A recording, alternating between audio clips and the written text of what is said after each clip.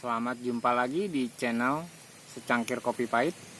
Jangan lupa ngopi ya. Kebetulan saya sedang ngopi sambil menikmati suara kicauan burung di kebun dan juga suara gemericik air di sungai kecil di belakang saya. Ya. Hari ini kita akan membahas tentang kehidupan kita, yaitu mengenai emosional. Yaitu judulnya membangun kecerdasan emosional ya, bukan intelijensia ya, bukan kecerdasan berpikir, bukan kecerdasan matematis, bukan kecerdasan analisa, tetapi kecerdasan emosional. Nah, banyak orang tidak tahu dan hampir sebagian besar orang itu tidak tahu bahwa kecerdasan emosional lah yang membuat orang sukses. Jadi bukan kecerdasan otak, bukan kecerdasan berpikir, bukan kecerdasan intelijensia. Jadi kecerdasan emosional itu namanya EQ ya, emotional quotient. Nah, sedangkan kecerdasan berpikir itu namanya intelijensia quotient. Nah, biasanya orang mencari IQ-nya yang tinggi ya, bukan emotional quotient yang tinggi. Nah, ini yang harus menjadi pencerahan bagi kita, bahwa orang yang emosionalnya bagus, yang bisa memanajemen emosional, itu akan memiliki kecerdasan batinnya gitu kan, akan menguasai kehidupannya, akan menguasai lidahnya, menguasai matanya, menguasai telinganya, menguasai pekerjaannya, bahkan menguasai pikirannya. Ketika batin manusia itu baik, dia bisa dimanajemen, kemarahan bisa dimanajemen, ya, kesedihan bisa dimanajemen, ya kan, ya, sakit hati semua itu bisa dimanajemen, ya, kegembiraan juga bisa dimanajemen sehingga tidak berlebihan. Nah, akhirnya manusia itu bisa menjadi sukses. Ya. Kesuksesan itu ditentukannya oleh keadaan emosional kita. Ya. Orang yang suka marah-marah, meledak-meledak ya tidak akan bisa sukses. Mungkin dia menyakiti orang, tetapi kadang-kadang setelah marah-marah dia minta maaf. Artinya pelin-pelan. Orang udah ngegebukin orang, mukulin orang, terus nggak lama kemudian minta maaf, pelin-pelan gitu kan. Jadi memang dia dikendalikan gitu kan, dikendalikan oleh emosionalnya dia tidak bisa mengendalikan tubuh. Karena itu orang yang dapat mengendalikan emosionalnya adalah orang yang lebih dari seorang pahlawan. Wah, luar biasa. Orang yang sabar itu menguasai bumi katanya. Menguasai dunia ini, orang yang sabar itu kan bicara tentang emosional ya. Orang yang menguasai dirinya itu lebih dari seorang pahlawan, ya kan? Dia lebih daripada pemenang. Karena itu thumbnailnya lebih daripada pemenang. Ketika kita membersihkan hati, menyucikan hati, maka kita akan menjadi orang yang sukses. Nah, jadi ini yang harus menjadi pencerahan bagi kita, ya. Jadi hati itu harus bersih, ya. Kalau kemarin kita lihat, ya, menyimak ya, saudara, tentang hati yang suci itu bisa melihat Allah. Jadi Allah hanya bisa dilihat dengan hati yang jernih. Emosional itu hatinya keruh. Orang yang sedih itu hatinya keruh, gitu kan. Orang yang egois hatinya keruh. Mana bisa melihat Allah? Mana bisa melihat kebaikan dan kemurahan Allah, gitu kan. Nah, karena Karena hati kita bersih, maka kita bisa menguasai tubuh kita. Hati kita itu menguasai seluruh kehidupan kita ketika kita menjadi bersih. Tetapi hati kita yang buruk, hati kita yang jahat, itu tidak bisa memberikan kontribusi yang baik bagi kita. Walaupun saudara pintar, IQ-nya tinggi, ya itu tidak menjamin, ya, tidak menjamin orang untuk hidup sukses dan berhasil. Nah, emosional inilah yang membuat orang ditentukan bisa sukses atau tidak. Jadi orang-orang yang sukses, lihat saja penguasaan emosinya. Lihat saja cara berpikirnya, ya kan? Ya, itu karena dikuasai oleh hatinya yang damai sejahtera, yang tenang, yang sabar, ya kan? Yang lemah lembut. Itu kan penguasaan hati, bukan pikiran. Pikiran itu bicara tentang analisa, ya kan? Analisa, matematis, ya kan? Memori, ya. Penghafalan segala macam itu bicara tentang pikiran. Tetapi hati tentang segala sesuatu yang sifatnya emosional, ya. Nah, karena itu bagaimana kita bisa hidup dengan sukses, dengan memiliki kecerdasan emosional ya. Maka ada istilah jagalah hati. Hati kita tuh harus dijaga supaya dia tetap bersih, supaya emosional kita bersih. Jadi saya melihat begini, ada kejadian-kejadian di bangsa ini, negeri ini, yang orang-orang hatinya bersih karena pengaruh politik, sekarang menjadi kotor. Udah gitu kotor terus lagi sampai sekarang, dan sehingga sepertinya hatinya menjadi batu. Saya heran. Apa ibadahnya rajin banget gitu kan, sampai tidak ada yang terlewat, tetapi hatinya, waduh, kalau dibilang jahat jangan kali ya, terlalu keras, terlalu jahat, terlalu apa, itu karena pengaruh politik, pengaruh kehidupan gitu kan, yang mempengaruhi dia, padahal ya tidak ada hubungannya, dia tidak dipilih dan tidak memilih, tetapi karena kondisi politik, aduh, menjadi hancur. Bahkan teman-teman saya yang rohaniawan lah, ya bukan rohaniawan bidangnya lah, tetapi memang dia sangat rohani segala macamnya, kaget saya, kenapa kok kata-katanya menjadi kasar, menjadi buruk. Jadi ibaratnya gini, saya tidak melihat dirimu yang dulu lagi. Saya tidak melihat gitu kan. Nah, ketika itu terjadi, itu kan membawa dampak negatif. Tidak ada orang yang emosional itu sukses. Tidak ada orang yang emosional itu tidak punya musuh. Orang yang emosional itu musuhnya di mana-mana. Ya. Nah, karena itu hati kita tuh harus dijaga. Telinga kita ya kan, yang tadi kasus politik di negeri ini membuat orang menjadi jahat hatinya, menjadi kotor hatinya karena dia tidak menjaga telinga dia dan dia tidak menjaga mata dia. Ya, saya menceritakan bahwa saya seorang kritikus. Segala sesuatu saya kritiki, dari pemerintahan, dari apapun lah, semua kejadian termasuk para rohaniawan ya, maaf ya. Saya memang mengkritik, tetapi itu tidak memasuk dalam hati saya, kan saya mengkritiki sesuatu supaya sesuatu itu lebih baik. Nah, sedangkan banyak orang setelah mengkritik itu menjelek-jelekan. Kok gimana ya waktu dia menghadap Allah gitu ya, ketika dia berdoa, kalau hatinya kotor diterima nggak ya? Karena saya berpikir begitu. Udah hoak di mana-mana, dan rata-rata orang-orang yang menyebarkan hoak itu fanatisme agamanya luar biasa. Nah, ini kan aneh gitu loh. Ya ini saya kritisi, tetapi ya kan cuma mengkritisi saja supaya hidupnya lebih baik, tidak mau ditegur ya sudah gitu kan. Amar ma'ruf nahi munkar ya disebutnya. Jadi kita menyampaikan apa yang perlu disampaikan, setelah itu ya sudah gitu kan. Ketika ada orang korupsi ya kita sampaikan, kita tegur. Ya setelah itu ya sudah. Nah, tetapi apa yang membuat mental kita rusak, hati kita rusak, emosional kita rusak, karena tadi kita terbawa-bawa. Ya, ada orang ya kecelakaan, nyerempet mobil gitu kan. Ya, mobil nyerempet motor gitu ceritanya. Terus motornya jatuh, terus mobilnya berjalan ke depan. Wah, orang-orang ikutan emosi, mobilnya, orang di dalam mobilnya ditarik, digebukin, mobilnya dihancurin. Padahal tidak ada hubungannya dengan dia gitu loh kan. Ada maling, ya malingnya cuma maling ayam, terus dikejar-kejar sama orang. Yang kemalingan ayam cuma satu, itu cuma bilang teriak maling-maling gitu. Yang lain ada puluhan orang ngebukin, ditelanjangin orang sampai mati tuh malingnya. Lihat saja gitu kan. Jadi tidak Anda gebukin pun Anda tidak rugi, Anda gebukin pun Anda yang malah rugi.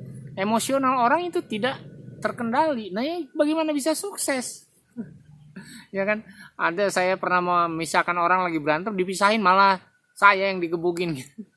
Apa lu jangan ikut campur. Jadi kadang-kadang ya, ketika kita memiliki hati yang bersih, jernih gitu kan, kita tuh lucu ngelihat orang, mau nolongin orang yang hatinya kotor susah. Bener nggak? Bener, betul, ya kan? Nah, itu ada kejadian-kejadian dalam kehidupan kita. Nah, karena itu materi yang saya sampaikan hari ini untuk memiliki kecerdasan emosional, menggali kecerdasan emosional adalah supaya kita menjadi sukses. Saya ingin saudara semua menjadi sukses. Saya ingin pemirsa channel saya itu menjadi sukses. Tetapi untuk menjadi sukses harus memiliki hati yang bersih. Emosionalnya harus cerdas. Tidak terbawa kepada emosional dunia ini, tidak terbawa kepada politik, tidak terbawa kepada apapun juga lah. Intinya gitu kan. Tidak terbawa kepada ketidakadilan dan segala macam ya.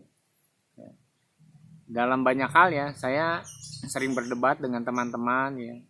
Ya saya mah ketawa-tawa saja, kan berdebat wajar ya kan. Berdiskusi wajar. Ya tidak pulang dengan marah-marah terus akhirnya menjadi bete gitu kan ibaratnya ya. Nah, tapi banyak orang seperti itu. Saya tahu siapa partai. Waduh, sampai begitu saya jadi ketawa. Ya sudah, tidak usah berdebat, tidak usah berdiskusi, tidak usah bertukar pikiran kalau ujung-ujungnya adalah ancam mengancam atau ujung-ujungnya ya musuh memusuhi. Kita kan mencari pencerahan ketika kita berdebat, kita berdiskusi, kita tuh mencari pencerahan. Nggak, oke, kita langsung masuk aja ya. Kita lanjut terus ya. Itu adalah contoh yang saya sampaikan supaya jangan itu kita ikut-ikutan kalau kita mau menjadi memiliki kecerdasan emosional. Nah, apa sih yang tidak bisa atau yang kita tidak temukan di dalam diri kita tentang kecerdasan emosional? Jadi kecerdasan emosional itu sepertinya tertutup. Ada penyebabnya. Yang pertama itu penyebab kita tidak bisa cerdas secara emosional, ada gambar diri. Gambar diri itu adalah ya ketika orang melihat dirinya sendiri, ya kan? Persepsi orang terhadap dirinya sendiri. Wah, saya mah orang miskin.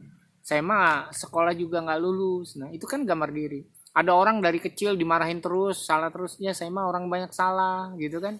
Ya, makanya itu gambar diri itu dibentuk sejak masih bayi, sejak masih kecil. Orang yang dimarahin terus pasti kalau ngomong sama orang lain menunduk. Orang yang sering dianiaya, dia punya dua potensi. Atau dia menjadi orang yang sangat introvert, tertutup, atau dia menjadi seorang penganiaya. Lihat aja anak-anak kecil yang suka menganiaya teman-temannya, dia kan di rumahnya pasti sering dianiaya.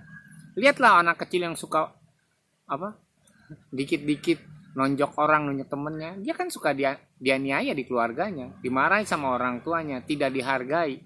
Nah, sehingga ketika gambar dirinya menjadi rusak, maka kecerdasan dirinya tidak muncul. Itu satu, gambar diri yang rusak. Yang kedua adalah luka batin. Ya, orang disakiti, hatinya terluka dan tidak bisa memaafkan. Ya, itu tidak bisa. Ya, saya punya teman yang sakit-sakitan, ya. Tetapi dia sakit karena memang kondisi hatinya yang sakit dan tidak bisa mengampuni orang, masa lalunya yang kelam gitu kan, selalu dianiaya, dilecehkan segala macam, dan dia tidak sembuh-sembuh secara batin. Ya. Batinnya tidak sembuh, dia mengalami sakit mental gitu kan, walaupun tidak gila ya, tidak gila tapi mentalnya sakit, dan itu tidak bisa memiliki kecerdasan emosional. Orang yang menjadi egois, menjadi tertutup, ya kalau ada orang salah langsung dia marah-marahin, ya semua orang walaupun kesalahannya dia dikit dia besar-besarin. Nah, kenapa? Karena dia mengalami luka batin yang memang ketika kesalahan dia kecil itu dibesar-besarin dulunya gitu kan. Jadi ada hal luka-luka yang terjadi sama batin seseorang, luka-luka hatinya, dan itu yang membuat akhirnya dia tidak memiliki kecerdasan, dan akhirnya ya sudah hidupnya kan orang yang luka batin, orang yang gambar kondisinya rusak tidak bisa maju. Ya kan? Dia cuma hidup ya seperti itu aja. Ya, seperti mengurung diri ya. Tertutup dari dunia luar gitu kan. Nah, itu yang harus kita pahami. Itu salah yang nomor 2 ya, penyebab kenapa kita tidak bisa menemukan kecerdasan rohani, kecerdasan emosional. Yang selanjutnya adalah hal yang negatif masuk tadi, pengaruh politik. Dari mana? Makanya kita harus jaga mata dan telinga. Karena mata dan telinga itu menginput kepada hati kita, kepada emosi kita. Karena ada orang diteriakin maling, lalu dengar kita telinga kita, wah kita emosi langsung gebukin. Padahal nggak kita gebukin juga nggak apa-apa, malah kita yang dosa ya.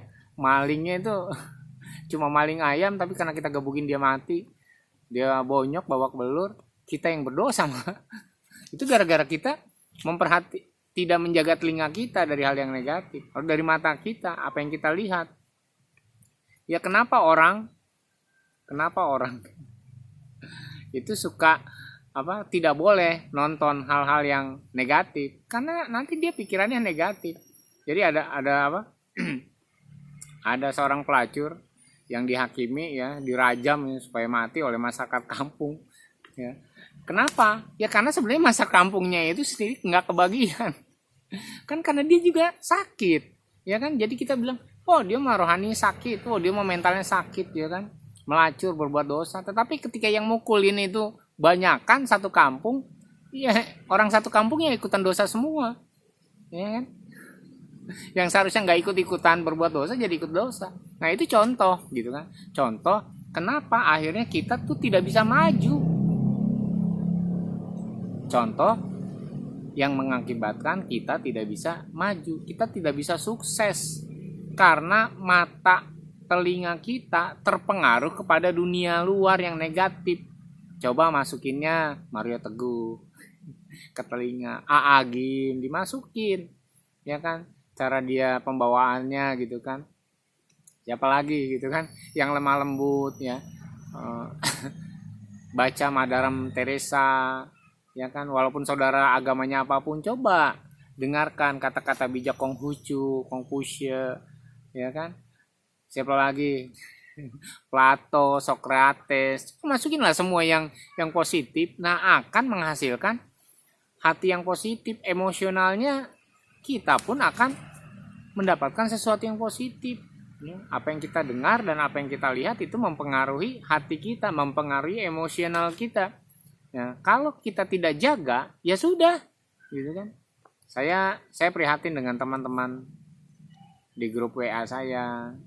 Ya, ada beberapa grup yang, aduh negatif semua pikirannya, hatinya ya. Kalau orang negatif kan hatinya negatif. Tidak ada perkataan yang baik keluar dari hati yang baik. Setiap perkataan yang buruk keluar dari hati yang buruk. Jadi nggak usah menghakimi lah gitu kan. Karena apa yang kelihatan di luar itu berasal dari dalam.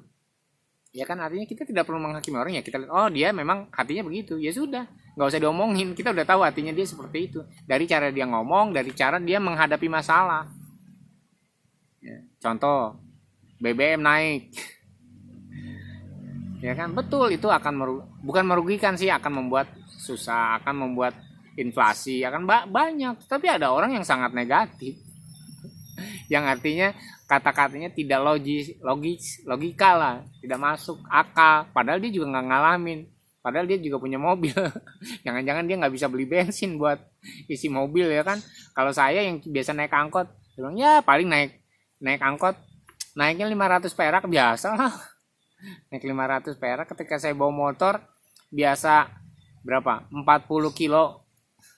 Saya bayarnya 40 kilo ya, motor rata-rata saya.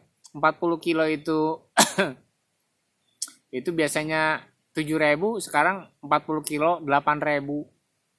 Misalnya gitu kan. Naik 1.000, tapi 40 kilo, Bro. 40 kilo naik 1.000 biayanya gitu. Kalau naik motor kan enggak terasa gitu loh.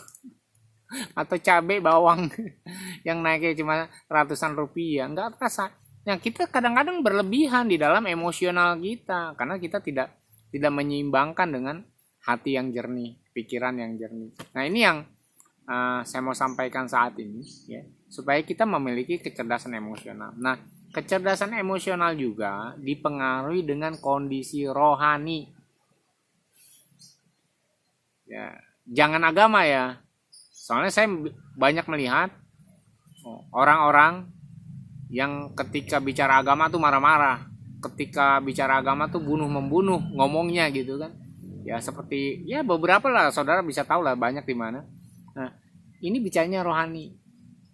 Ya, keadaan roh manusia. Ketika roh manusia rusak, maka keadaan hatinya juga rusak, emosionalnya itu tidak rusak. Ya kan? Contoh, ada orang salah, berdosa nih, ya kan, berjudi, mabuk, ditegur, marah kan, emosional, yang ditegurnya emosional bukan yang negur. Jangan mabuk di sini gitu.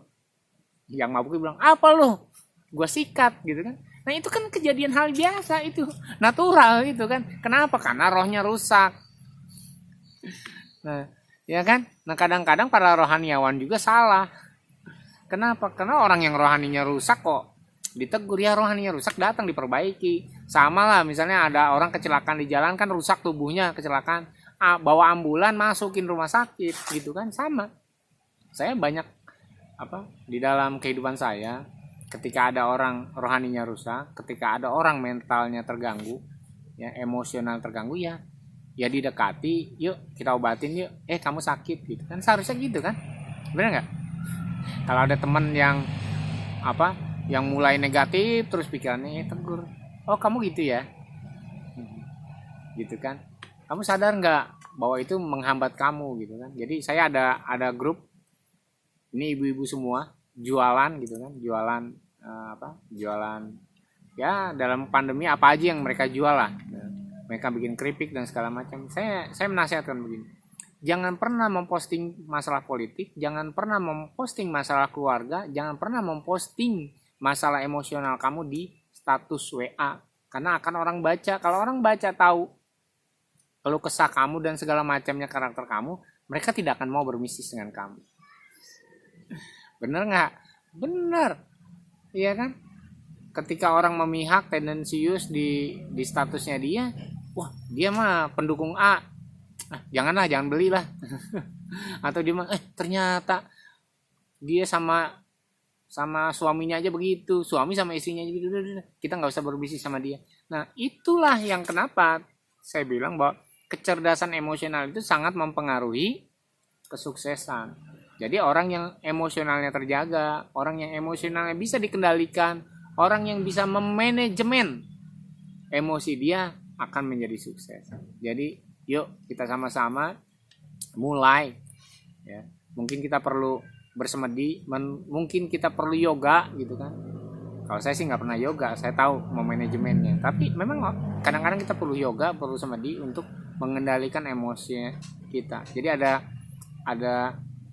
teman saya bilang, kalau marah coba kamu tarik nafas 3 kali.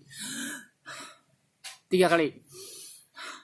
Nah kan, kemarahanmu bisa diredam hanya dengan menarik nafas. Itu kan untuk dia menguasai diri gitu kan. Ya, orang yang menguasai diri itu lebih daripada seorang pahlawan. Jadi tetap semangat, kita kuasai diri kita kuasai emosional kita, supaya kita menjadi orang yang sukses, kita menjadi orang bahagia. Kita tidak akan punya banyak musuh, tetapi kita akan punya banyak sahabat.